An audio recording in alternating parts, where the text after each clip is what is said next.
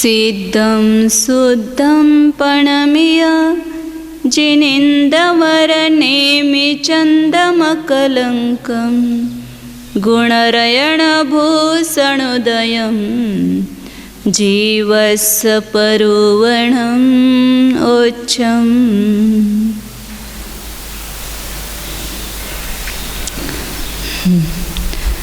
लेशा मर्गना का प्रकरण चल रहा है।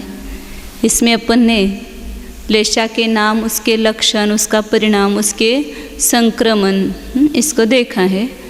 अब यहाँ पर अपना ये चल रहा था कि लेशा, किस लेशा में आयु का बंध होता है। तो वहाँ लेशा के 26 अंश बताए, उसमें 8 मध्यम अंश में आयु का बंध होता है। गाथा नंबर 518 चल रही है, कल से 518 नंबर गाथा चल रही है।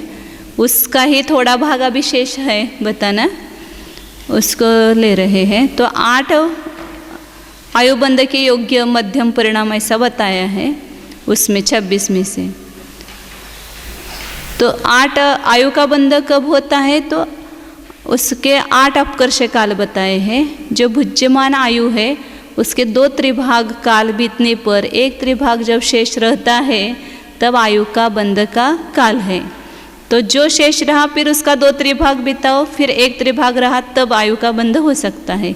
इस प्रकार एक भव में 8 बार आयु ज़्यादा से ज़्यादा बंध सकती है। और 8 बार भी नहीं बंधी तो आयु समाप्त होने के पहले, मरण के पूर्व, एक आवली का असंख्यात्वा भाग, उसका आबादा काल छोड़कर असंक्षेपादा, उसके पहले अंतर्मुहूर्त आयु का बंध होगा। मतलब मरण के पहले अंतर्मुहूर्त में आयु का बंध होगा। अब जो 8 अपकर्ष काल कहे हैं उसमें कोई जीव 8 अपकर्षों के द्वारा भी आयु बंध करता है, कोई 7 अपकर्षों में करता है, कोई 6 अपकर्षों में करता है, कोई 5 अपकर्षों में, कोई 4, कोई 3, कोई 2, कोई 1 अपकर्षों में आयु बंध करता है। तो उन की अपेक्षा से यहाँ पर 72 प्रकार का काल निकाला है।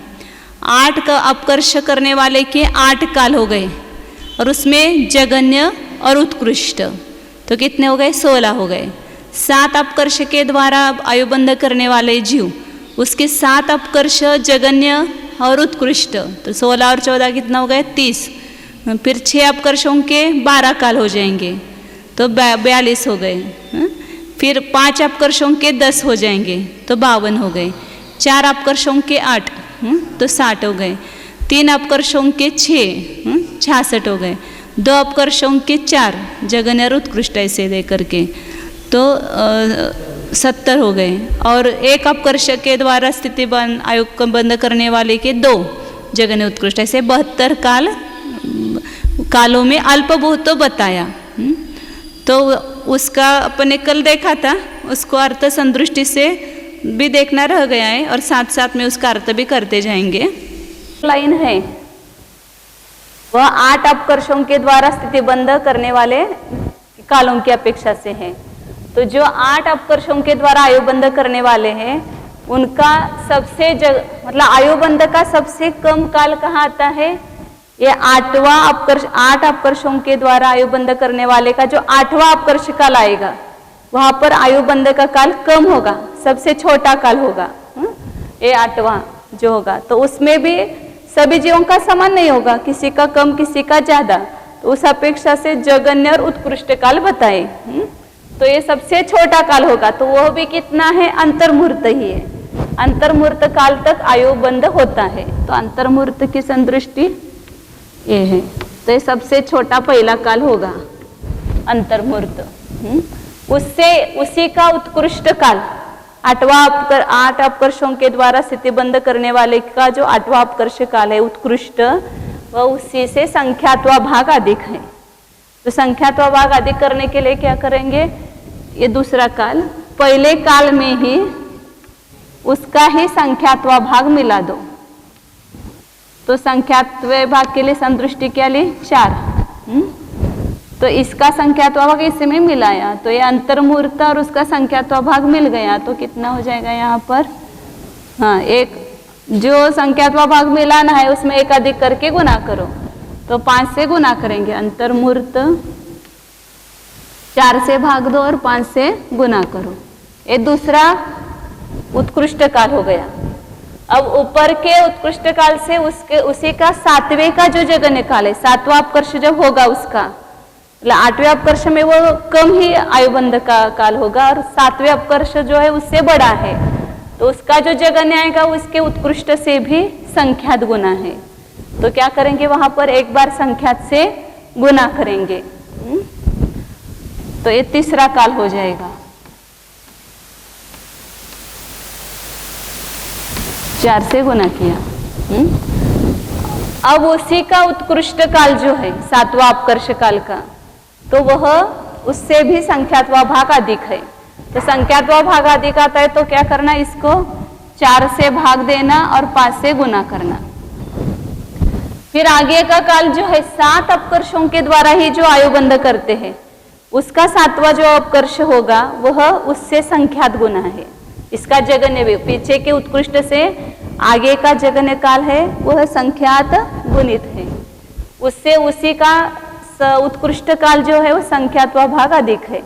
अपने अपने जगन्य से अपना उत्कृष्ट व संख्यात्वा भाग अधिक लेना। तो चौथे काल में क्या करेंगे, इस तीसरे में केवल संख्यात का गुना करेंगे, नहीं भाग देना है ना, नहीं अभी ये वो चौथा नहीं निकाला, यहाँ ये पहला काल हो गया, ये दूसरा काल, ये तीसरा काल संख्यात गुणित किया, चौथा मैंने इसी में लिख दिया था। तो चौथे काल में क्या होगा, अंतर्मुहूर्त 4 का भाग दिया और 5 से गुना किया, ये अधिक हो गया। 5वें में क्या हो जाएगा, इसमें गुना हो जाएगा, संख्यात गुना हो जाएगा।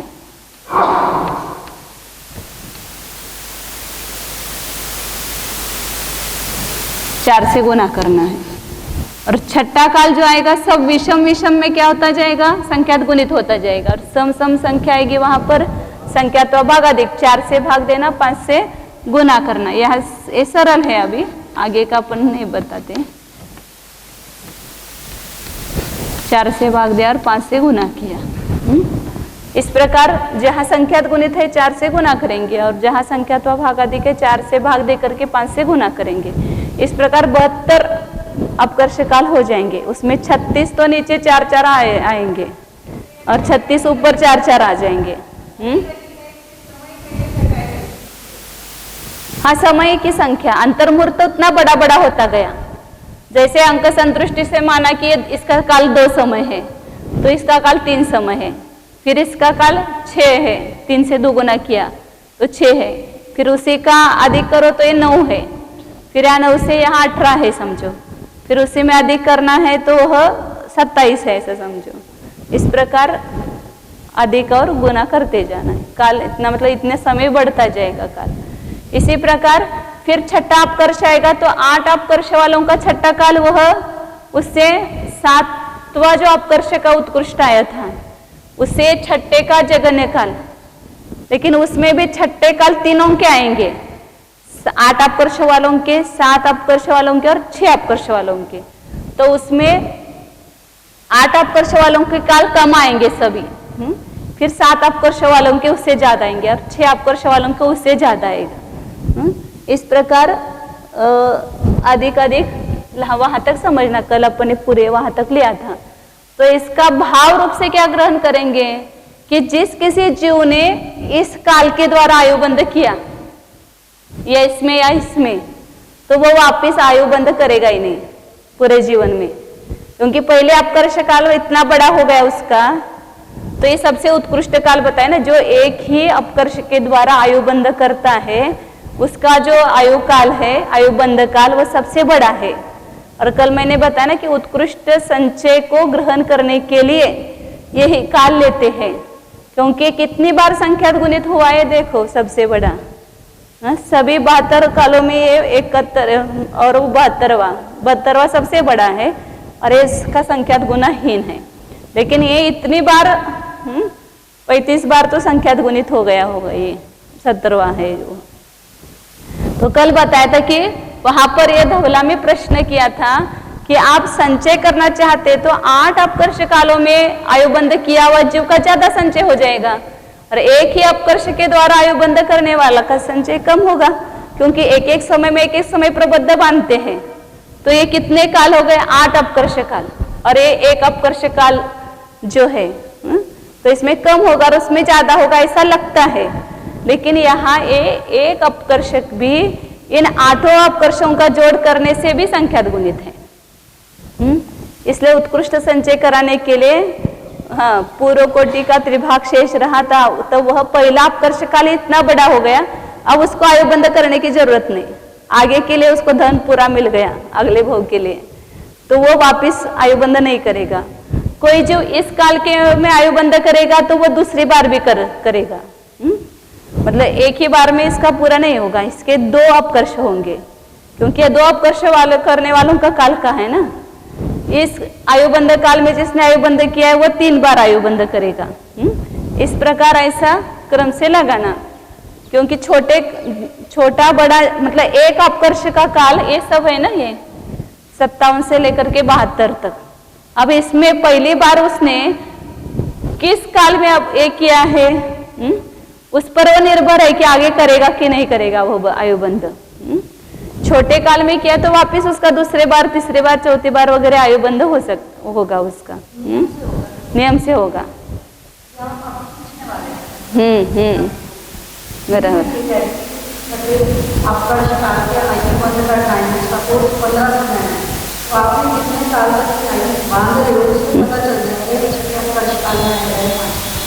कौन सा करेगा ही करेगा।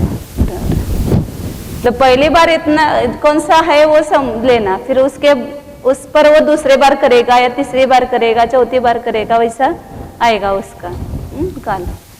तो ये आयुबंध काल का अल्पभूत बताया। अब यहाँ पर आयुबंध करने वाले जीवों की अपेक्षा से कौन से जीव कम है कौन से जीव ज्यादा है।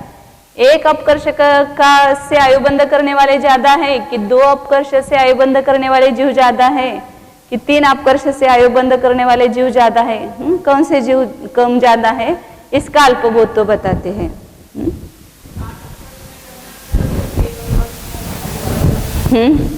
श्रेष्ठ कनिष्ठ कुछ नहीं यहाँ पर, उत्कृष्ट संचय उसमें होगा। एक अपकर्ष के द्वारा जो करेगा उसका संचय ज्यादा होगा, 2 अपकर्ष करने वाले का संचय उससे कम होगा, 3 अपकर्ष के द्वारा आयुबंध करने वाले का संचय उससे कम होगा, क्योंकि ये ज्यादा बड़ा काल है इसलिए।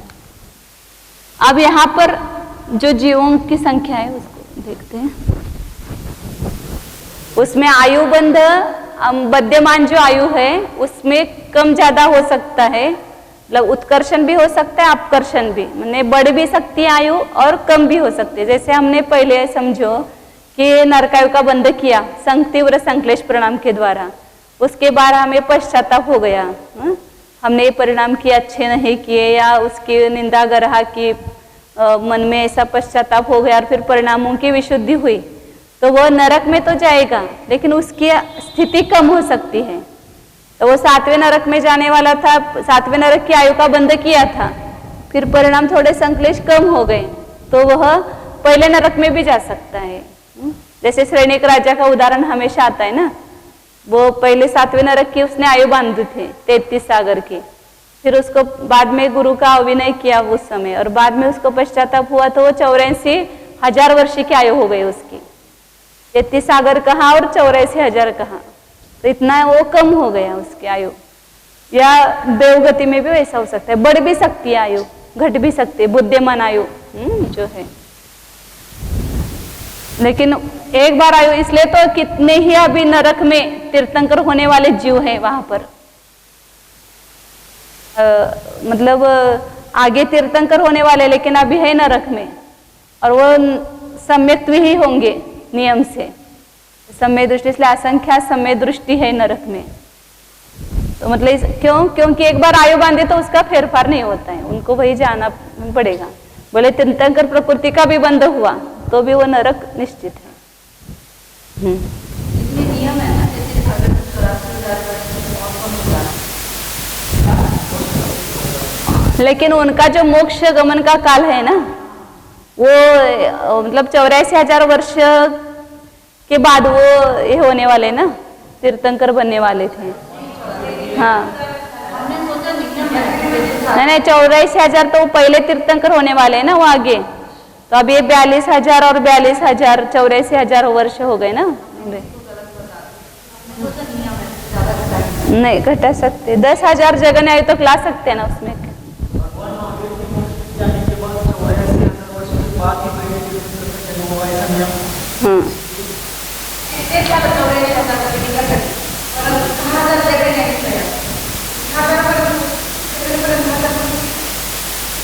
करू शकेल की, तसं काय लिहिलेलं नाही, परंतु होऊ शकेल की। वो स्वर्ग में तो ज्यादा की मिलती है, ज्यादा है, उसका कम हुआ तो वो 1 सागर से 2 सागर से थोड़ा अधिक आयु होती है। अब यहाँ ये देखना है कि जीवों की संख्या कितनी है। तो कुल आयु बंद करने वाले जीव कितने हैं, संसार राशि, उसमें से कुछ कम करो। कुछ कम में जो आयु बंध के अयोग्य जीव, मतलब आयु बंध न करने वाले जीवों को लेंगे। 7वें सातिशय अप्रमत्त से लेकर के 14वें गुणस्थान तक के जीव नियम से आयु बंध नहीं कर रहे हैं, तो उनको घटा दो उसमें से। हाँ, उसमें घटा दो, कोई कुछ कम। अब इसमें बहुभाग जीव, मतलब 8 अपकर्ष के द्वारा स्थिति बंद करने वाले सबसे कम जीव है, उससे 7 अपकर्ष के द्वारा स्थिति बंद करने वाले संख्यात गुणित है, उससे 6 अपकर्षों के द्वारा स्थिति बंद करने वाले जीव संख्यात गुणित, उससे 5 बार आयु बंद करने वाले जीव संख्यात गुणित, उससे 4 अपकर्षों के द्वारा करने वाले संख्यात गुणित, उससे 3 अपकर्षों के द्वारा करने वाले संख्यात गुणित, उससे 2 अपकर्षों के द्वारा स्थिति बंद करने वाले संख्यात गुणित, और उससे भी 1 अपकर्ष के द्वारा आयु बंद करने वाले जीव संख्यात गुणित है। तो इसलिए यहाँ पर बंटवारा करते समय संख्यात का भाग दिया। अब संख्यात गुणित सबसे ज्यादा कौन है, 1 अपकर्ष करने वाले जीव हैं। तो इसमें से बहुभाग जीव 1 अपकर्ष के द्वारा स्थिति आयु बंद करने वाले हैं। तो इसलिए क्या करेंगे, बहुभाग निकालने के लिए संख्यात में 1 कम करके गुना करेंगे। इसको गुना किया तो ये सबसे ज्यादा जीव हो गए 1 अपकर्ष के द्वारा आयु को बांधने वाले। फिर उससे जो 1 भाग रहा, ये बहुभाग जीव उसमें आ गए 1 अपकर्ष में। अब जो 1 भाग रहा, ये 1 भाग रहा, अब इसको वापिस संख्यात का भाग दो, और इसमें से बहुभाग जीव 2 अपकर्षों के द्वारा आयु बंद करने वाले हैं। फिर इसका जो 1 भाग रहा, कुछ कम 13 संख्यात और संख्यात, ये 1 भाग रहा, ये बहुभाग हो गए, ये 2 अपकर्ष वाले जीव हो गए, और 1 भाग रहा उसको वापिस संख्यात का भाग दो, और 1 कम संख्यात से गुना करो, ये बहुभाग हुआ। 1 भाग को यहाँ पहले अलग रखना चाहिए ऐसे, ये 1 भाग हुआ और ये बहुभाग, तो बहुभाग 3 अपकर्षों के द्वारा आयु बंद करने वाले हैं। फिर 4 अपकर्षों के द्वारा आयु बंद करने वाले जो शेष 1 भाग रहा, उसको वापिस संख्यात का भाग दो और 1 कम संख्यात से गुना करो। ये 1 कम यहाँ ऊपर लिखा तो भी चलता है, अभी यहाँ ऐसा ही लिखा इसलिए हमने भी ऐसा ही रखा उसको। फिर जो 1 भाग रहा, कुछ कम 13 और संख्यात संख्यात संख्यात संख्यात, 1 भाग रहा, इसको वापिस संख्यात का भाग दिया और इसका बहुभाग लिया, तो ये 5 अपकर्षों के द्वारा आयु बंद करने वाले जीवों की संख्या है। फिर जो 1 भाग रहा, ये 5 बार आएगा, ये 1 भाग रहा, इसको वापिस संख्यात का भाग दे करके 1 कम संख्यात से गुना किया, तो ये बहुभाग जीव 6 अपकर्षों के द्वारा आयु बंद करने वाले हैं। और फिर जो इसका 1 भाग रहा,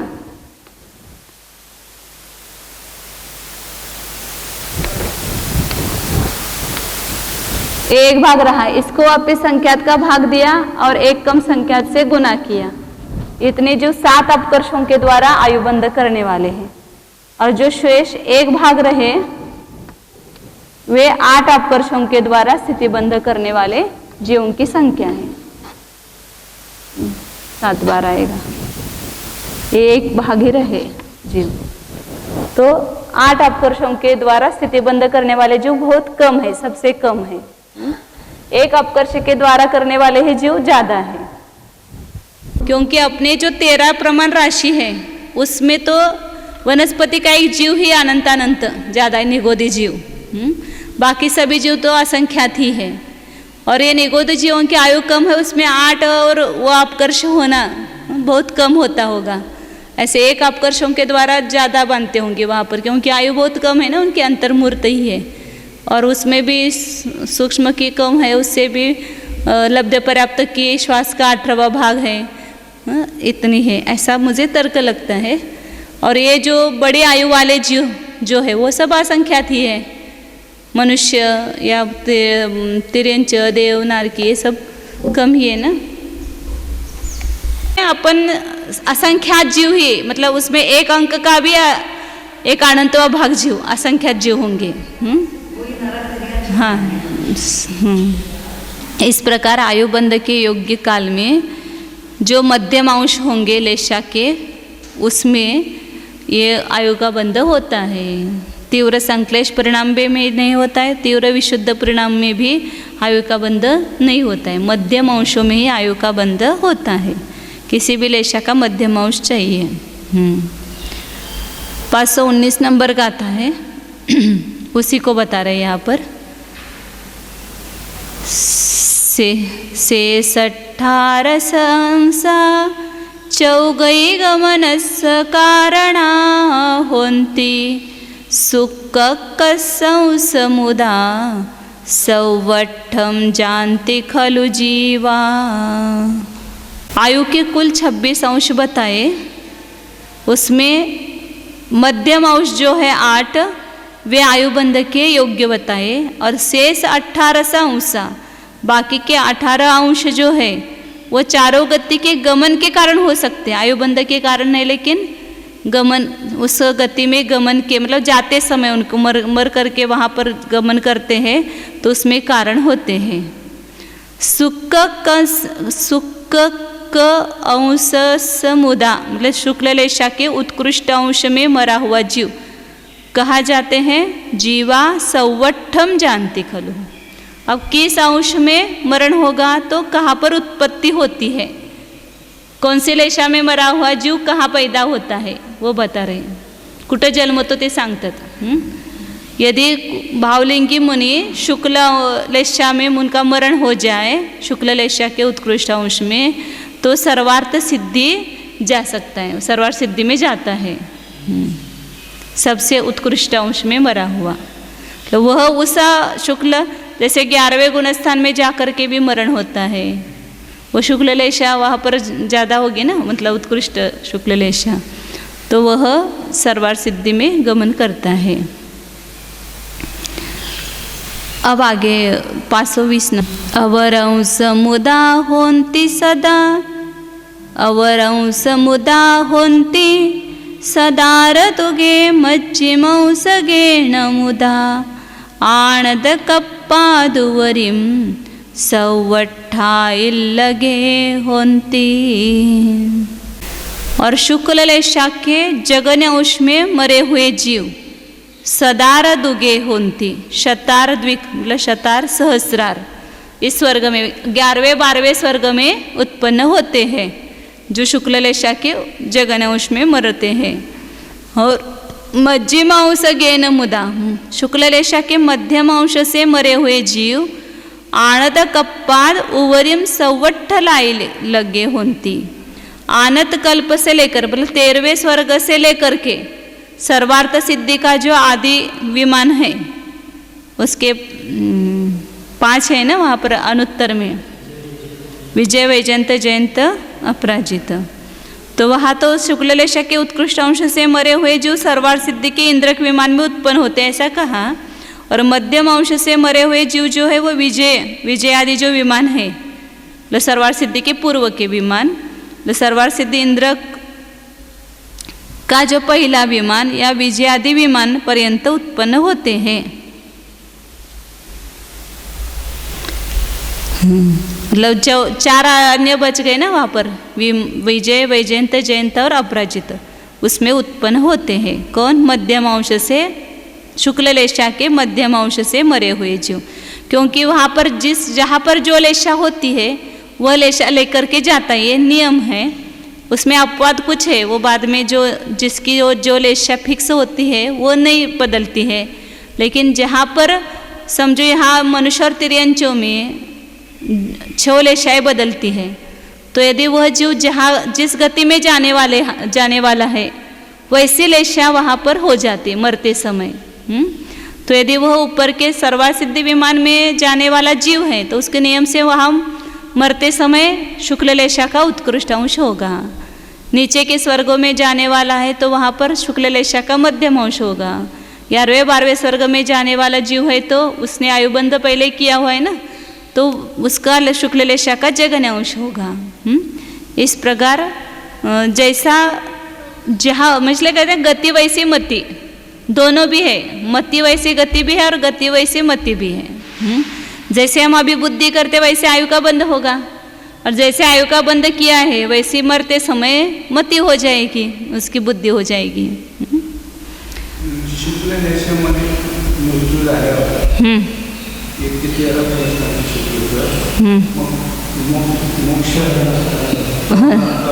नहीं, वो जो आगे गया है शपक श्रेणी पर उसने आयुबंध किया हुआ नहीं है, वो नियम से मोक्ष जाएगा, वो देवगति में नहीं जाएगा। जो देवायु का बंध किया है वो जीव शपक श्रेणी नहीं चढ़ सकता है। तो शपक श्रेणी कौन चढ़ेंगे? जिसने आयुबंध नहीं किया है, ऐसे ही जीव शपक श्रेणी पर आरोहण करके 13वें गुणस्थान में जाएंगे और वह 14वें गुणस्थान में लेशा रहित होंगे, फिर मोक्ष जाएंगे। शुक्ल लेशा पूर्वक मोक्ष नहीं जाएंगे, शुक्ल लेशा का भी अभाव हो जाएगा 14वें गुणस्थान में, फिर लेशा रहित होकर के सिद्ध हो जाते हैं। और यदि उपशम श्रेणी पर आरोहण करते तो वहाँ 11वें गुणस्थान तक मरण होता है, तो वह ऊपर के स्वर्गों में जा सकते हैं।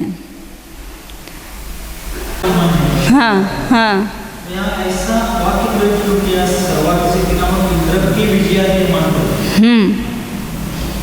वो मुख्य सर्वासिद्धि कहा जाता है इंद्रक विमान, और उसके जो बाजू के वो उपविमान हो गए ना, इसलिए उन्होंने कहा है कि सर्वासिद्धि के जो विजयादि विमान है वहाँ तक उत्पन्न होते हैं। हाँ, अब 21 नंबर गाता है।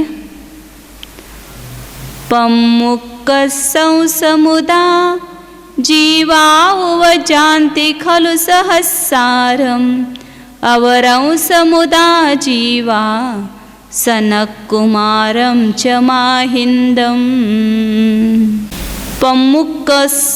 पम्मुक्कस्स अंशमुदा, पद्मलेशा का जो उत्कृष्ट अंश है उसमें मरण किए हुए जीव सहस्रार वजंती 12वें स्वर्ग तक उत्पन्न होते हैं, क्योंकि 11वें 12वें में शुक्ल लेशा का जगन्य अंश है कुछ भाग में, और कुछ भाग में पद्मलेशा का उत्कृष्ट अंश है।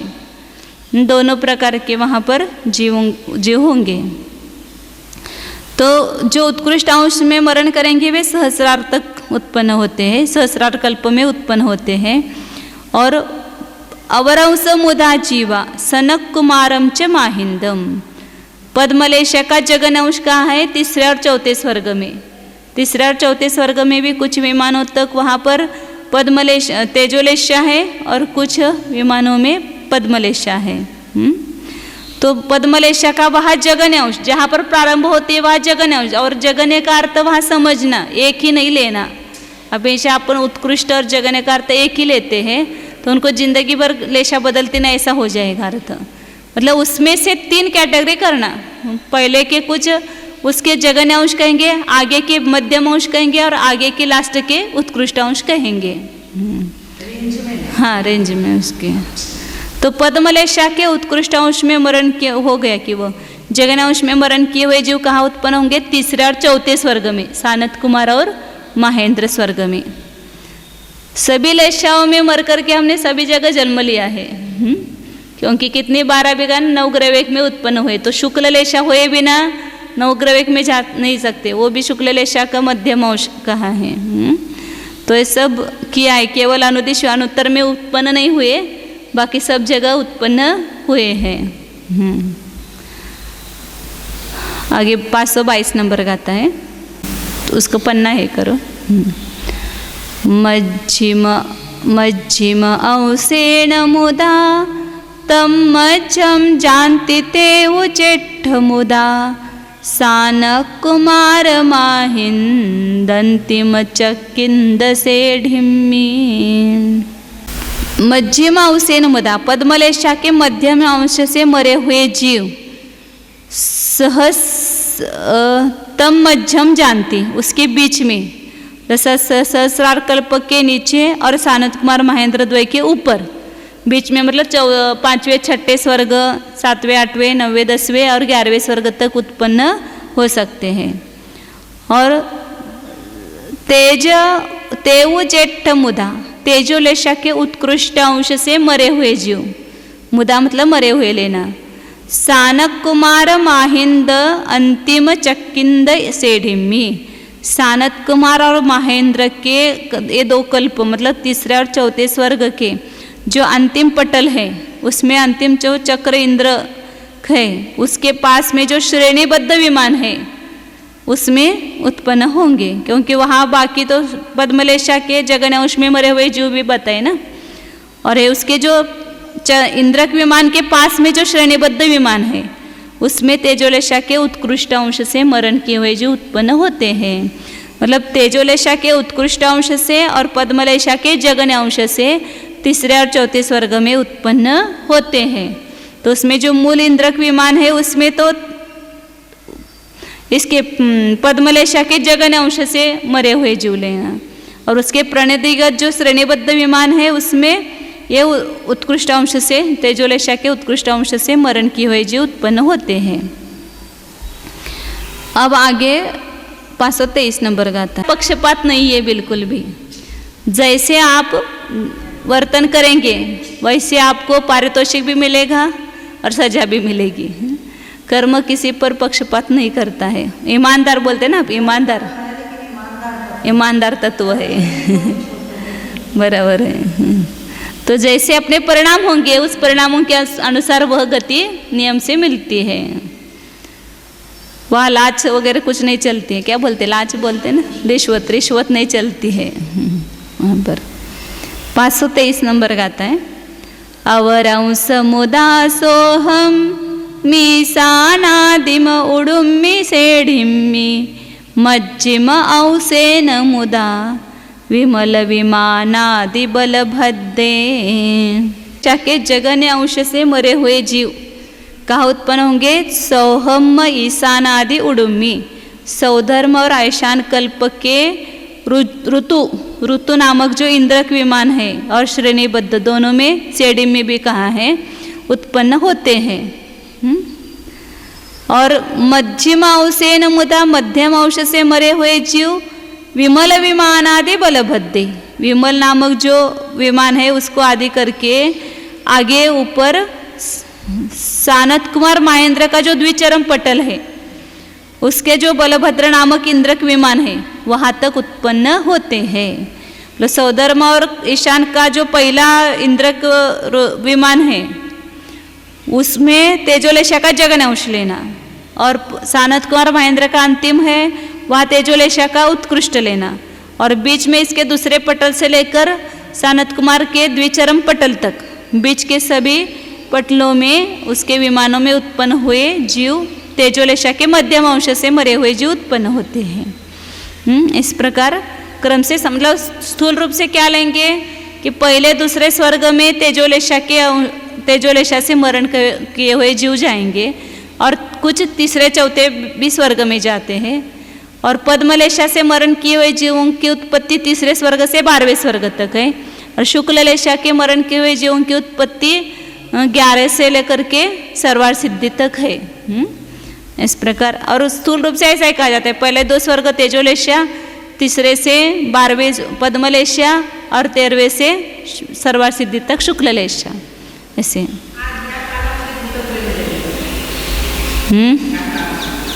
वैसा कोई उल्लेख नहीं है इसलिए अपन नहीं बता सकते हैं। ऐसे बहुत ऊपर के स्वर्गों में नहीं जाएगा, इतना है 8वें स्वर्ग तक तो जा सकता है, ऐसा शायद मैंने सुना है। कौन म्हणता है? हाँ, और ऐसे संवरण की अपेक्षा से देखा जाए तो 16वें सर्ग तक जा सकते हैं, लेकिन अब इस काल में जितने परिणामों की विशुद्धि हो उसके अनुसार होगा। ऐसा कहीं मैंने तो पढ़ा नहीं है कि हाँ, लेकिन 6-3 अंतिम 3 संवनन वाले जीव उसमें वो 16वें सर्ग तक जा सकते हैं। ऐसे तीनों संवनन वाले नहीं, 4था संवनन लेंगे। हाँ 16वें तक जाएगा, 12वें तक, हाँ बराबर है, 8वें तक, तो वो 8वें तक भी ले सकते हैं ना, जा सकता है ऐसा। वही प्रश्न किया था ना, उसका कोई जवाब मालूम नहीं है। अभी तो कुंद कुंद आचार्य ने तो लिखा है लोयंतीय देवत्तम जंती, ऐसा लिखा है ना वहाँ पर, लोकांतिक देव तक जा सकता है। 524 नंबर का आता है, किन्नवरंसेण मुदा अवदिठाणम्यावरंस मुदा पंचमचरिमतिमिस्से मध्य मध्य न जायन्ते। ये 3 लोक की रचना भी कैसे अद्भुत है देखो। अच्छे ऊपर के परिणाम करता है तो ऊपर जाता है, और नीचे के परिणाम करता है तो नीचे, उसका स्थान भी नीचे है और इसका स्थान भी ऊपर है, उसके अनुसार ही लोक की रचना हुई है। मोक्ष सबसे श्रेष्ठ है इसलिए सबके मस्तक पर है।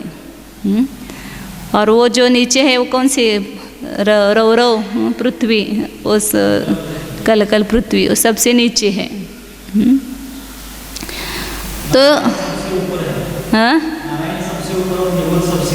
हाँ 524 नंबर गाथा का अर्थ करना है, कृष्ण लेशा के उत्कृष्ट अंश से। अब ये 3 अशुभ लेशा से का उत्पन्न होगा, नरक में उत्पन्न होता है। तो किस लेशा में मरण किया हुआ जीव कौन से नरक तक जा सकता है ये बताते हैं। तो पहले अपन देखते कि पहले दूसरे तीसरे स्वर्ग में कपोत लेशा होती है, स्वर्ग में नहीं नरक में, पहले दूसरे तीसरे नरक में कपोत लेशा सामान्य रूप से, 4थे 5वें नरक में नील लेशा, और उसके नीचे कृष्ण लेशा 6ठे और 7वें नरक में। अब उसमें भी 5वें पृथ्वी के कुछ अंश में वहाँ पर भी कृष्ण लेशा है और कुछ में नील लेशा है। ऐसे तीसरे नरक में कुछ भाग में कपोत लेशा और कुछ भाग में नील लेशा है ऐसा। तो उस अपेक्षा से लगाएंगे, 3 अंश लगाते, उत्कृष्ट, जघन्य और मध्यम। सबसे नीचे कृष्ण लेशा के उत्कृष्ट अंश से 7वीं पृथ्वी का जो अवधि स्थान नामक इंद्रक है, बिल, वहाँ विमान नहीं कहेंगे, वहाँ बिल कहते हैं, इंद्रक बिल में उत्पन्न होता है। और कृष्ण लेशा के जघन्य अंश से मरण किया हुआ जीव पंचमचरिमतिम से 5वीं जो पृथ्वी है, 5वां नरक, उस 5वीं पृथ्वी को 5वां नरक अपन बोल देते हैं। ऐसे 5वीं पृथ्वी में अनेक जो बिल है उनको नरक ये संज्ञा है। तो 5वीं पृथ्वी का जो अंतिम पटल है सबसे नीचे का, तिमिस्र नामक इंद्रक विमान, उसमें वह उत्पन्न होते हैं। कौन? कृष्ण लेशा के जघन्य अंश से मरण किए हुए जीव 5वीं पृथ्वी में।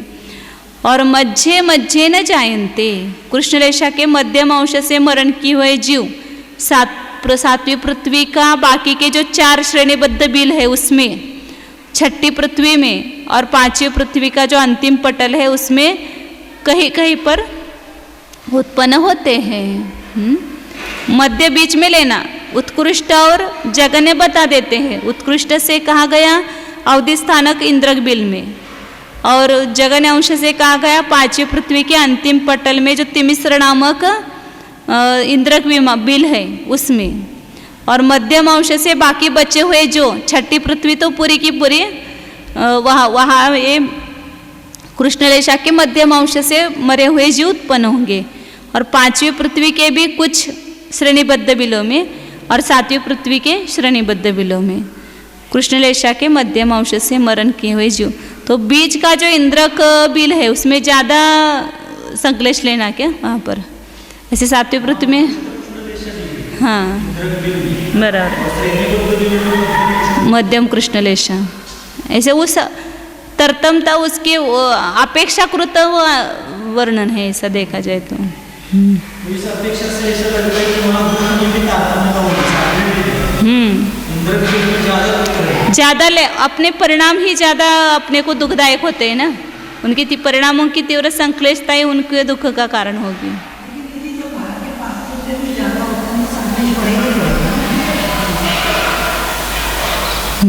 संक्लेश में रहते हुए भी वो सम्यक दर्शन उनका रह सकता है। 525 नंबर गाता है। नीलुकंसं समुदा पंचम अंधिन्दयमि अवरमुदा वालुक संपज्जलिदे मध्ये मध्ये न जायन्ते। नील उक्कसं समुदा, नील लेशा का उत्कृष्ट अंश से मरण किए हुए जीव, पांचवी पृथ्वी का जो इंद्र क्या नाम है उसका, आंध्र इंद्रक, उसमें, और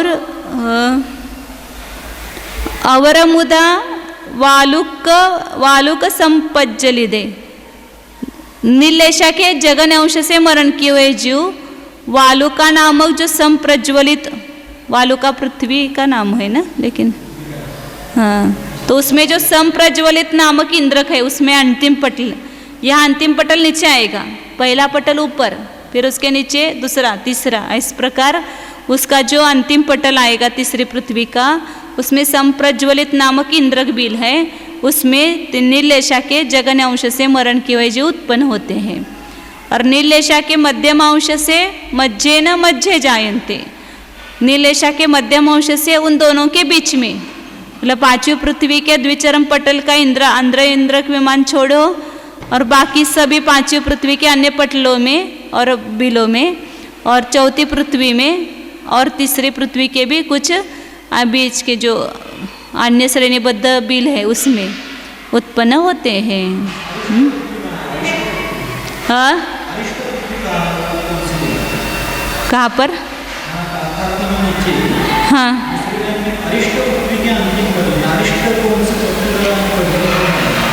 धम्मा वंसा मेघा, अरिष्ट म्हणजे हेच येणार की,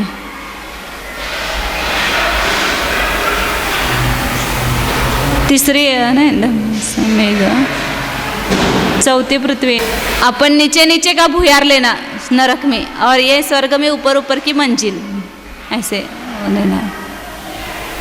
कहीं कहीं जाते हैं ना ऐसे 2-3 अंदर बीच नीचे नीचे भूयार होते हैं, अंडरग्राउंड। वहाँ हम अहमदाबाद गए थे, वहाँ पर नीचे 3 मंजिल है उनके, जो उन्होंने लाइब्रेरी बनाई ना उसकी संरक्षण के लिए, ऐसे 3 अंडरग्राउंड है वहाँ पर नीचे 7 मंजिल। अभी लेकिन खुला नहीं है ना वो। हाँ, चलो 525 गाथा नंबर हो गए ना। आगे 526 नंबर के गाथा है। वरकावोदं समुदा संजलिदं जानति तदयनिरयस्स सीमन्तम् अवरमुदा मध्ये मध्ये न जायन्ते। कावोदं समुदा, उत्कृष्ट कापोतलेशा में मरण किए हुए जीव, संजलिदम जानती, कापोतलेशा का उत्कृष्ट अंश नीचे आएगा, जगन अंश ऊपर पहली पृथ्वी में आएगा। तो तीसरी पृथ्वी का जो 8वां पटल है उसमें संज्वलित, संप्रज्वलित और संज्वलित दोनों, अंतिम पटल का नाम संप्रज्वलित है और द्विचरम पटल का नाम, पटल के इंद्रक बिल का नाम संज्वलित है। उसी संज्वलित इंद्रक बिल में और कोई संप्रज्वलित में भी उत्पन्न होते कापोतलेशा के उत्कृष्ट अंश में, क्योंकि तीसरी पृथ्वी में 2 प्रकार की लेशा है, कुछ भाग में वहाँ नील लेशा और कुछ भाग में कापोतलेशा है। तो नील लेशा का तो वहाँ जगन अंश होगा और कापोतलेशा का उत्कृष्ट अंश है।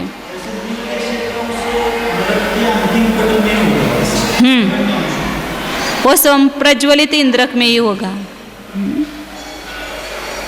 और कापोतलेशा के जगन अंश से मरण किए हुए जीव, वह सीमंत, तदीय नरेश हो गया। सीमंत मतलब पहली जो पृथ्वी है उसमें पहला पटल है, उसमें जो इंद्रक बिल है उसका नाम सीमंत है। वो सीमंत नामक इंद्रक बिल में उत्पन्न होते हैं। और मध्य मध्य न जायन्ते, मध्यम अंश से मरण किए हुए जीव पृथ्वी के पहली पृथ्वी के द्वितीय पटल से तीसरी पृथ्वी के सातवें पटल तक, क्योंकि चरम पटल में बताए कौन से पहली नहीं तीसरी पृथ्वी के चरम पटल में नीलेशा के उत्कृष्ट अंश से, द्विचरम पटल में कापोतलेशा के उत्कृष्ट अंश से, अब सातवें पटल तक जो है वो कापोतलेशा के मध्यम अंश से मरण किए। मतलब इधर से जाएंगे तो पहले जो कापोतलेशा का जगन्य अंश है उससे मरण किए हुए जो पहली पृथ्वी के पहले पटल में, और फिर दूसरे पटल से मध्यम अंश से मरण किए हुए, फिर तीसरी पृथ्वी के द्विचरम ने त्रिचरम पटल तक वो मध्यम अंश से मरण किए हुए आएंगे। इस प्रकार नीचे नीचे उत्पन्न होंगे। जगन्य मध्यम उत्कृष्ट, जगन्य मध्यम उत्कृष्ट, जगन्य मध्यम उत्कृष्ट, वहाँ पर जैसी लेशा है उसके अनुसार लेना। ये स्वर्ग और नरक की अपेक्षा से बताया। अब आगे और विशेषताएं बताते हैं। 627 नंबर गाता है, हाँ 527 नंबर की गाता है। और अब विशेष नियम और बताते हैं। किन्न च उक्काणं पुण मज्जं समुदाहु भवन गादितिये पुडवी आऊ वणफई जीवे सुहवंती खलु जीवा। तो यहाँ बता रहे कि किन्न चौकाणम पुनः मध्यम अंशमुदा, कृष्ण, नील, कापोत और पीत, इनके मध्यम अंश से मरण किए हुए जीव भवनगादितीये, भवनत्रकादि में उत्पन्न हो, भवनवासी, व्यंतरवासी और ज्योतिषवासियों में उनकी उत्पत्ति होती है। और पुडवी आऊ वन पैकाई जीवेशु भवंती, या उनकी उत्पत्ति पृथ्वी, पानी और वनस्पति का एक, इन तीनों में उनकी उत्पत्ति होती है। कृष्णादि 3 लेशाओं के मध्यम अंश से मरण किए हुए जीव, 4 लेशा ली ना, मनुष्य होंगे, तिर्यंच होंगे या भवनत्रिक में जो जीव मरण करते हो तेजोलेशा सहित ही एक केंद्र में जाएंगे ना। मतलब एक केंद्र में जाने पर अशुभ लेशा होगी, लेकिन वहाँ पर मरण किया किसमें, तेजोलेशा में। एक केंद्र में कैसे उत्पत्ति हो सकती है, ऐसा होता है ना कि जो जीव मतलब यहाँ पर भवनत्रिक में और सौदर्मेशन में कौन सी लेशा है, तेजोलेशा है। और एकेंद्रियों के अपर्याप्त नियम से कौन सी लेशा होती है, अशुभ ही होती है। तो अभी ऐसा तो नियम वहाँ घटित नहीं हुआ कि जहाँ पर उत्पन्न होना है वैसी लेशा अंत में हो जाती है।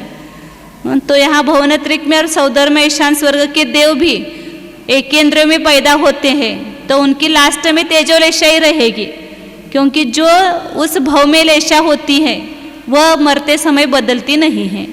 तो स्वर्ग में शुभ लेशाएं भले ही उनकी आर्तरौद्र ध्यान होगा, संश्लेष परिणाम होंगे, तो भी उनकी वो तेजोलेशा ही रहेगी या पद्मलेशा, क्योंकि वहाँ पर नियम है ना, लेशा बदलती नहीं है। तो उस तेजोलेशा के अंश में मरण करेंगे और एक केंद्र में पैदा होंगे। फिर वहाँ अंतिम समय तक तेजोलेशा रही, लेकिन उसके अनंतर समय में ही उनकी अशुभ, विग्रह गति में ही उनकी अशुभ लेशा हो गई। लव कृष्ण नील कापोत में से कोई भी लेशा हो सकती है।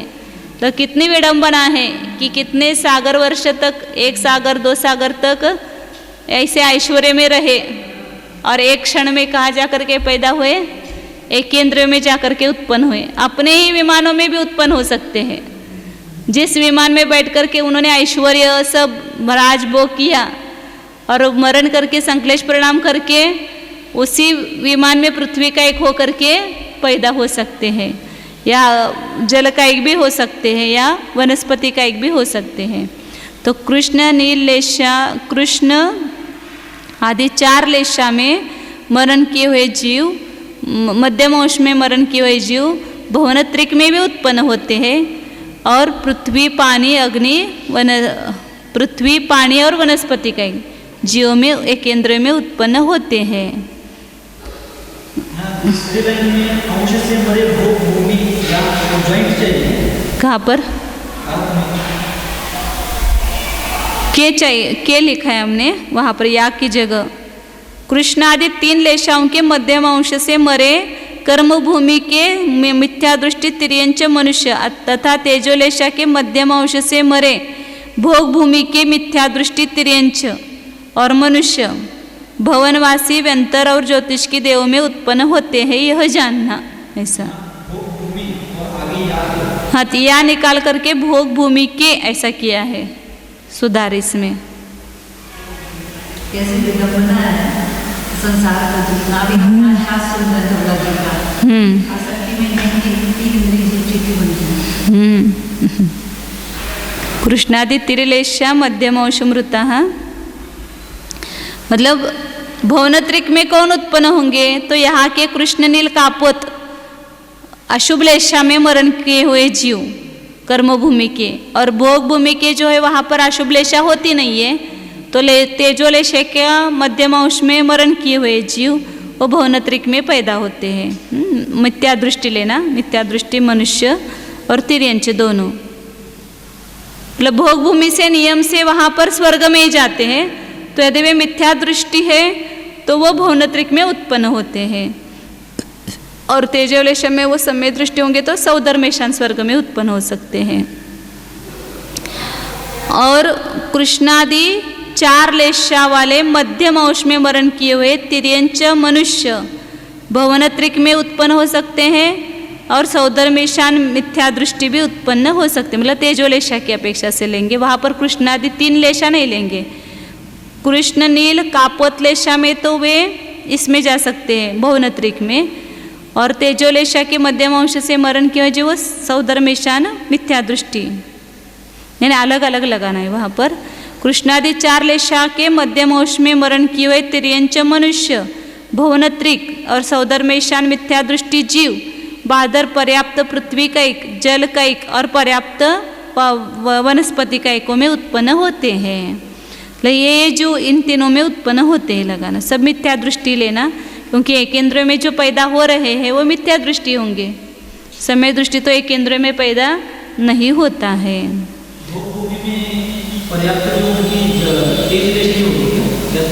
तीनों शुभ लेशा बताए ना, हाँ मरते समय तेजलेशा होगी, क्योंकि वो एक तो भवनत्रिक में या सौधर्मेशान में जन्म लेंगे, और जन्मते समय कापोत लेशा होगी।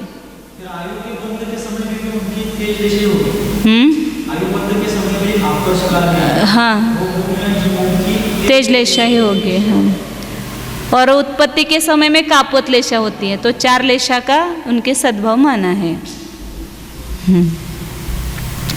अब आगे बताते हैं।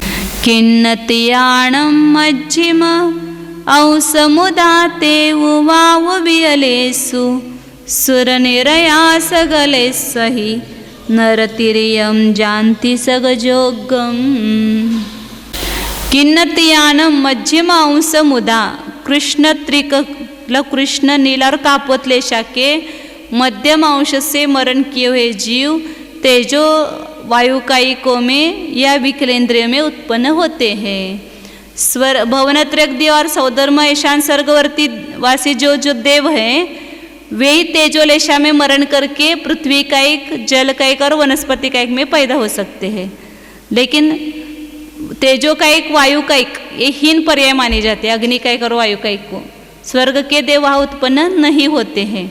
तो जो तिर्यंच मिथ्या दृष्टि मनुष्य, तिर्यंच और मनुष्य होंगे वे ही ये 3 अशुभ लेशा में मरण करके तेजो कायिक और वायु कायिक में और विकलत्रय में, मतलब द्विंद्रिय, त्रिंद्रिय, चतुरिंद्रिय में देव एक इंद्रिय में पैदा हो सकते हैं, लेकिन विकलत्रय में पैदा नहीं होते हैं। तो इन तीनों में उत्पन्न होते हैं। और सुरनिरया सगले सही नरतिरियम सगजोगम नरतिरियम जानती। स्वर्ग के देव और नरक के नारकी जीव अपने अपने लेशाओं के द्वारा यथा योग्य कहीं पर मनुष्य और तिर्यंच गति में उत्पन्न होते हैं। वहाँ पर भी स्वर्ग के देव मनुष्य और तिर्यंच में आएंगे तो वहाँ मिथ्या दृष्टि होंगे तो उनकी नियम से अशुभ लेशा हो जाएगी अपर्याप्त अवस्था में। वहाँ मरते समय तक तो उनकी शुभ लेशा नहीं बदलेगी, लेकिन मरण के बाद विग्रह गति में जब पैदा होंगे तो वह मिथ्या दृष्टि मनुष्य तिर्यंच हुए तो नियम से उनकी अशुभ लेशा ही होगी, क्योंकि अब अपर्याप्त अवस्था में अशुभ लेशा होती है। इसलिए यथायोग्य अपने अनुसार, अपनी लेशा के अनुसार मनुष्य और तिर्यंच पर्याय में उत्पन्न होते हैं। सर्वांमधला जीव विद्या असणार तर खाली आहे। हा एक केंद्रामध्ये उत्पन्न होऊ एक केंद्रामध्येच जायला असं काही नियम नाही। मिथ्या दृष्टि, लेकिन जो एक केंद्र में जाएगा वो मिथ्या दृष्टि देव ही, मतलब पहले दूसरे स्वर्ग का या भुवनत्रिक का देव मिथ्या दृष्टि हो तो वहाँ पर तेजोलेशा में मरण करके एक केंद्र में पैदा हो सकते हैं। आणि बाकीचे मनुष्य तिर्यंचे पण होऊ शकतात आपापल्या योग्य परिणामानुसार। जैसे उन्होंने आयु बांधी है जिस पर्याय की, उसके अनुसार वह तिर्यंच में भी जन्म ले सकते हैं, मनुष्य गति में भी जन्म ले सकते हैं।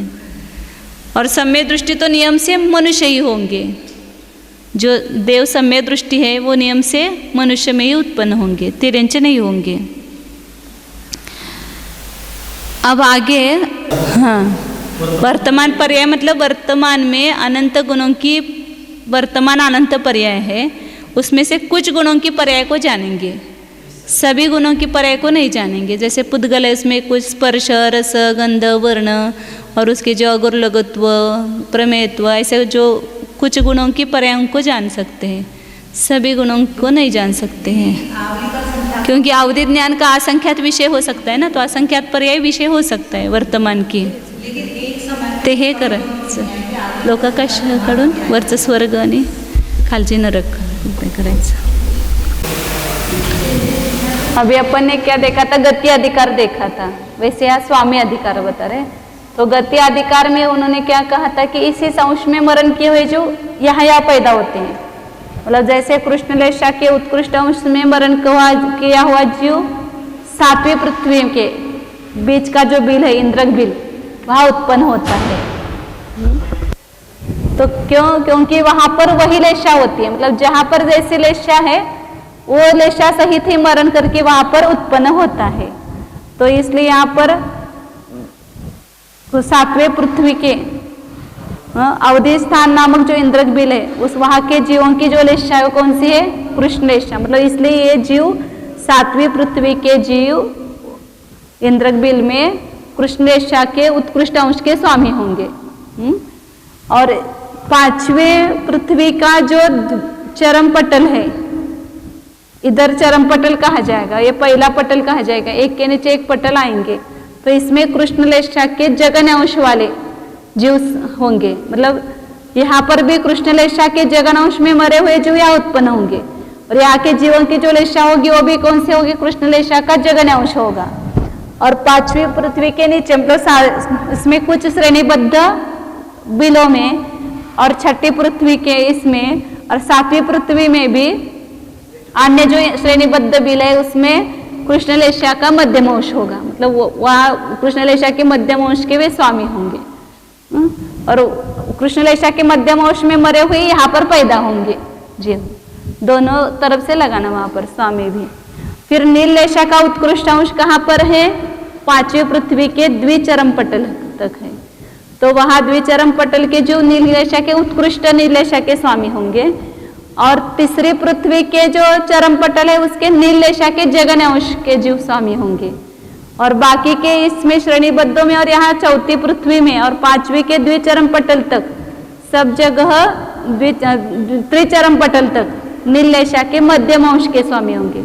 अंतिम पटल में कुछ भाग में नील का उत्कृष्ट है और कृष्ण लेशा का जगन्य है। द्विचरम में नील लेशा का उत्कृष्ट है, चरम पटल में कृष्ण लेशा का जगन्य है, और त्रिचरम पटल तक नील लेशा का मध्यम अंश रहेगा। फिर कपोत लेशा, ऊपर पहले पृथ्वी के पहले पटल में कपोत लेशा का जगन्य अंश, 3री पृथ्वी के द्विचरम पटल में कपोत लेशा का उत्कृष्ट अंश, और बाकी के सब पटलों में यहाँ बीच के जो रह गए उस सब में क्या होगा, कपोत लेशा का मध्यम अंश होगा। मतलब सामान्य से पहले कपोत लेशा का जगन्य, फिर नीचे कपोत लेशा का मध्यम अंश, फिर कपोत लेशा का उत्कृष्ट अंश। मतलब नीचे नीचे जैसे जाओ तो परिणामों की संक्लेशता बढ़ती जा रही है। इसलिए वहां पर लेशा जो हो गया अशुभ अशुभ अशुभ तीव्र तीव्रतर तीव्रतम नीचे नीचे होती जाएगी। और ऊपर देखो तो यहाँ इधर से जगन्य ऊपर उत्कृष्ट हो जाएगा। तो पहले तेजोलेशा का जगन्य अंश आएगा भवनत्रिकों में भी और सौदर्म ईशान स्वर्ग के पहले पटलों में तेजोलेशा का जगन्य अंश है। और जगन्य अंश में मरण किए हुए जीव ही यहाँ पर पैदा होते हैं। पीतलेशा में जैसे तेजोलेशा और फिर उसके ऊपर के पटलों में और तीसरे चौथे स्वर्ग के द्विचरम पटल तक तेजोलेशा का मध्यम अंश है। और यहाँ चरम पटल में कुछ भाग में तेजोलेशा का उत्कृष्ट अंश है और कुछ भाग में पद्मलेशा का जगन्य अंश है। इस प्रकार यहाँ से पद्मलेशा चालू हो गई तीसरे चौथे के अंतिम पटल से। अंतिम हाँ मतलब पटल ही कहेंगे, उसमें इंद्र के विमान वगैरह वहां से। और उसके ऊपर 11वें 12वें स्वर्ग तक पद्मलेशा है, वहां पर वहां उसका उत्कृष्ट अंश है। बाकी सब बीच के पटलों में मतलब बीच के स्वर्गों में सब जगह पद्मलेशा का मध्यम अंश है। 5वें 6ठे 7वें 8वें 9वें 10वें 11वें के कुछ भाग तक वहां पर पद्मलेशा का मध्यम अंश है। फिर 11वें 12वें के कुछ भाग में पद्मलेशा का उत्कृष्ट अंश है और शुक्ललेशा का जगन्य अंश है। और फिर 13वें स्वर्ग से लेकर के वैजयादि विमान तक सब शुक्ललेशा का मध्यम अंश है। और सर्वार्थ सिद्धि में शुक्ललेशा का उत्कृष्ट अंश है। या 16वें स्वर्ग से ऊपर सब मुनि ही जाते हैं। नवग्रहवेक में दोनों मुनि जाते हैं, द्रव्यलिंगी भी भावलिंगी भी। और अनुत्तर और अनुदिश में केवल भावलिंगी मुनि ही जाते हैं। इस प्रकार लेशा का वहां बताते समय अपने को थोड़ा सा कंफ्यूज होता है कि कहाँ से कहाँ तक लेना। ये थोड़ा सामने नक्शा रहेगा तो जल्दी समझ में आता है। 529 नंबर गाथा स्वामी अधिकारे 7 गाथाओं के द्वारा बताते हैं। अभी तो अपने लगाया है, खाली फटाफट पढ़ना है।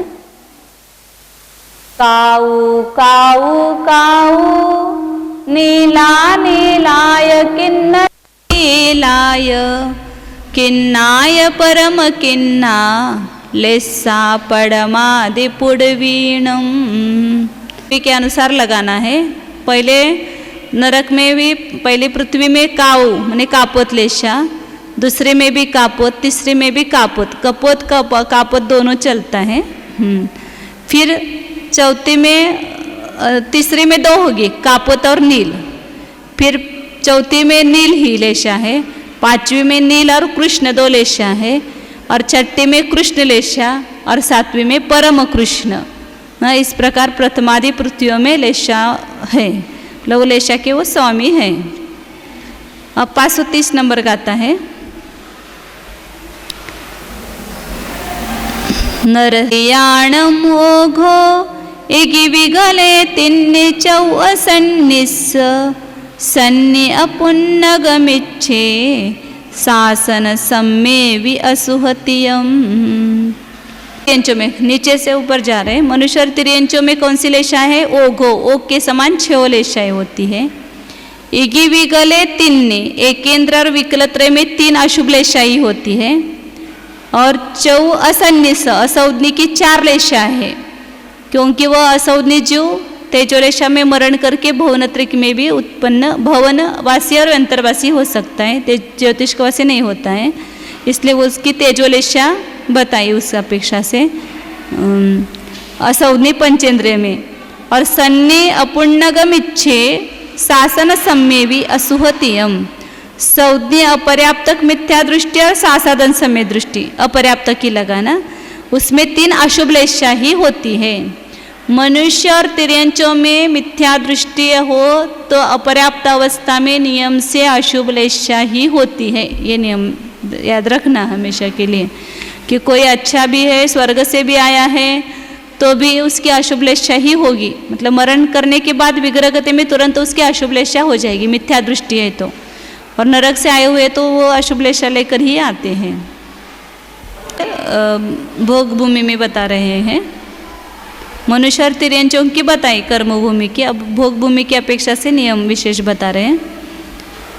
भोगा पुण्यग सम्मे काउस्स जहन्नियम हवे नियमा सम्मेवामिच्छेवा पज्जते तिन्नि सुहलेसा। भोग भूमि में अपर्याप्तक सम्य दृष्टि में काउस्स जहन्नियम नियमा हवे, कापोतलेशा का जगन्यांश नियम से होता है, मतलब वहाँ पर कापोतलेशा का जगन्यांश ही होता है भोग भूमि में अपर्याप्त अवस्था में। और पज्जते पर्याप्त होने पर सम्मेवा मिच्छेवा, सम्य दृष्टि हो या मिथ्या दृष्टि हो, वह तिन्नि सुहलेसा, तीनों शुभलेशाएं ही होती है।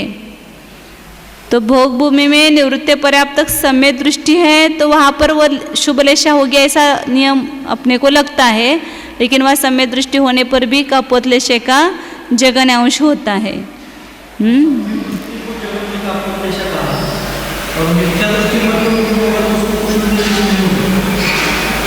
नहीं, उसको भी कापोतलेशा ही होती है, कापोतलेशा का हो गया ऐसा लगता है अपने को, तो इसलिए उसका वो नियम बनाने के लिए कहा कि समय दृष्टि को भी वह कापोतलेशा का जगन्यांश ही होता है। वहाँ अपन ने देखा था ना कृतकृत्य वेदक होता है, तो वहाँ पर मरण हुआ तो वहाँ भोग भूमि में ही त्रियंचा मनुष्य होगा, तो वो शुभलेशा का ये होते होते वहाँ पर कापोतलेशा हो जाती है। लेकिन पर्याप्त अवस्था में नियम से 3 शुभलेशा होती है, केवल अपर्याप्त अवस्था में कापोतलेशा, इसलिए भोग भूमि में 4 लेशा कहना। अब आगे अयदोत्ति छल्लेसाओ सुहतियलेसाहु देश विरदतिये तत्तो सुक्कालेसा अजोगिठानम अलेसम तू। ईश्वर तिरंचों में 6 लेशाएं बताई, तो लेकिन गुणस्थान के अनुसार बताते हैं। पहले गुणस्थान से चौथे गुणस्थान तक 6 लेशाएं होती है। और देश विरदतीय सुहतीय लेसा, देश संयत, प्रमत्त संयत, अप्रमत्त संयत, इन 3 गुणस्थानों में शुभ 3 लेशाएं होती है। तो देखो देश संयम में भी गृहस्थ सब कार्य करता है, फिर भी वहाँ पर शुभ लेशा ही बताई है, अशुभ लेशा नहीं है। और तत्व सुक्कालेशा, उसके बाद 8वें गुणस्थान से 1 शुक्ल लेशा ही होती है। और आयोगी स्थान जो है वो लेशा से रहित है, मतलब वहाँ पर किसी प्रकार की लेशा नहीं है, लेशा से रहित है, क्योंकि वहाँ पर योग और कषाय दोनों का अभाव हुआ है। अब यहाँ पर आगे बता नट्टकसाए लेसा उच्च दिशा भूतपूवगदिनाया अहवा जोग पौत्ति मुखोत्थित ही हवे लेसा। 8वें गुणस्थान से लेकर के वहाँ लेशा ऐसा बताए ना शुक्ल लेशा, तो वहाँ पर कषाय के नष्ट होने पर, क्योंकि लेशा किसको कहा, कषायानुरंजित योग प्रवृत्ति को लेशा कहा है। अब 11वें गुणस्थान से कषाय नहीं है, फिर वहाँ पर कैसे लेशा का अस्तित्व बताया, तो ऐसे शंका हो सकती है। इसलिए यहाँ पर भूतपूर्व गति न्याय से पहले लेशा सहित वो जीव था और उसकी जो प्रवृत्ति थी उसको लेशा कहा, तो अभी उस भूतपूर्व गति न्याय से यहाँ कषाय के नष्ट होने पर भी लेशा कही जाती है। अथवा योजोग पौत्ति मुखो, वहाँ पर योग प्रवृत्ति 2 है ना लेशा में, कषाय और योग, तो योग प्रवृत्ति की मुख्यता से वहाँ पर 11वें 12वें और 13वें गुणस्थान में लेशा का अस्तित्व बताया है। वहाँ पर कषाय नहीं है, फिर भी योग प्रवृत्ति है, उस अपेक्षा से शुक्ल लेशा बताई है। अब ऊपर स्वर्गों में बता रहे क्रम से अपन ने निकाला ही है, केवल अपने को लगाना है। तिन्नम दोन्नम दोन्नम छन्नम दोन्नंच तेरसन्नंच एत्तोय चोदसन्नम लेसा भवनादिदेवाणम तेऊ तेऊ तेऊ तेऊ पम्मा, नहीं तो तह पाठ नहीं है शायद, तेऊ तेऊ तेऊ पम्मा पम्माय पम्म सुक्काय सुक्काय परम सुक्का भवनतिया पुण्यगे असुहा।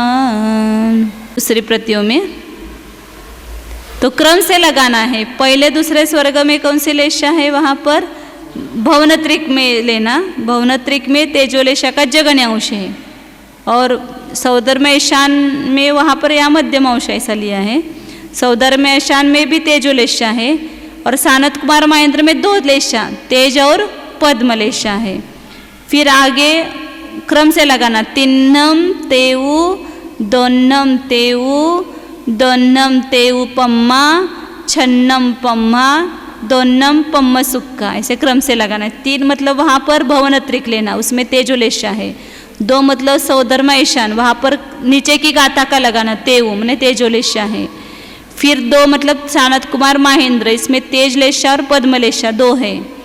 फिर उसके बाद 6 स्वर्गों में मतलब छठे से लेकर के 12वें स्वर्ग तक, 5वें स्वर्ग से लेकर के 10 तक, हाँ 6 लिया है, पद्मलेशा ही है वहाँ पर।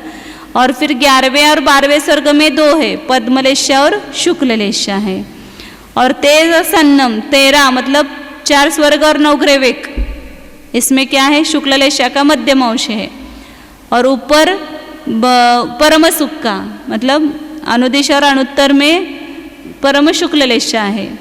भवनतिया अपुन्नगे असुहा, भवनत्रिक में यहाँ देखो अपर्याप्तक में अ का लोप हुआ है। वो समय सार में सब झगड़ा करते हैं ना, व्यवहारो भूदत्तो, तो वहाँ पर व्यवहार नहीं भूतार्थ है ऐसा अर्थ करना चाहिए, हाँ, लेकिन वहाँ पर अभूतार्थ है क्योंकि वहाँ पर अ का लोप हुआ है। इसे जैसे यहाँ पर वो दूसरे उदाहरण बोलते हैं ना कि ऐसा उदाहरण दिखाओ, ऐसे बहुत सारे उदाहरण मिलते हैं। यहाँ अपर्याप्त है लेकिन पुण्य लिखा। भवनत्रिक के अपर्याप्त अवस्था में अशुभ लेशा ही होती है नियम से। मतलब वहाँ उत्पत्ति अंतर्मूर्त काल तक ही 3 अशुभ लेशा होगी, फिर पर्याप्त अवस्था में नियम से तेजोलेशा का जगन्यांश ही होता है, तेजोलेशा ही होती है। इस प्रकार लेशा के स्वामी बताए। अब आगे साधन अधिकार बताते हैं। ओम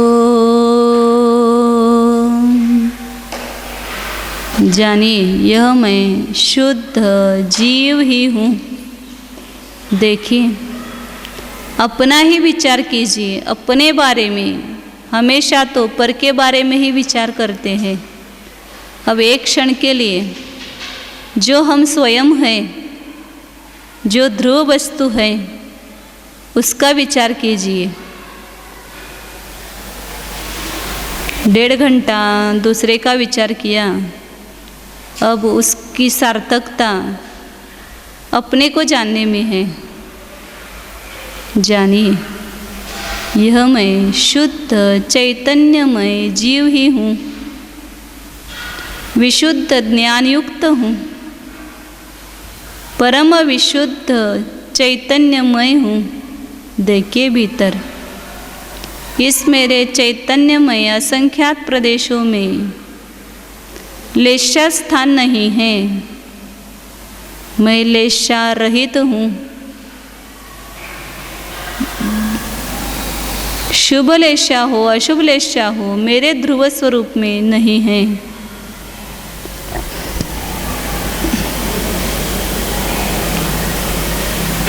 कषाय उदय स्थानों से रहित हूँ, योग स्थानों से रहित हूँ। जिस मेरे स्वरूप में कषाय उदय स्थान नहीं, योग स्थान नहीं, वहाँ पर लेशा स्थान कैसे ठहर सकते हैं? विचार कीजिए। यह मेरा घर परम विशुद्ध है, इसमें मलिनता के लिए अवकाश नहीं है। शुद्ध ज्ञान और आनंद से भरा हुआ है।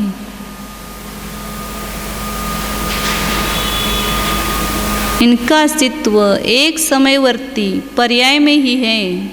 त्रिकाली ध्रुव द्रव्य में इनका अस्तित्व नहीं है। जानिए ये तो उत्पाद वेशील अध्रुव पर्याय है, परलक्षी पर्याय है। मैं अनादि अनंत एक परम पारिणामिक स्वभाव स्वरूप शुद्ध जीवत्व हूँ। जानिए जीव में लेशा नहीं है, लेशा लेशा में है, जीव जीव में है।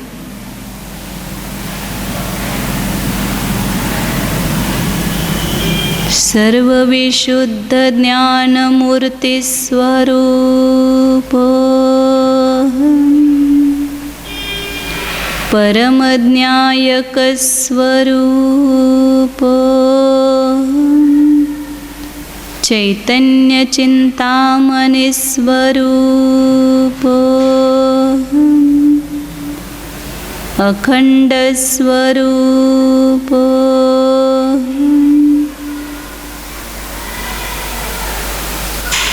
परनिरपेक्ष स्वयं सिद्ध स्वरूप शुद्धोहम एकोहम ध्रुवोहम ओम।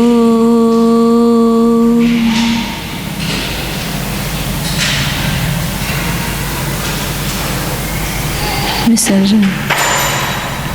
नमो अरिहन्ताणं नमो सिद्धाणं नमो आयर्याणं नमो वज्रायाणं नमो लोये सवसा।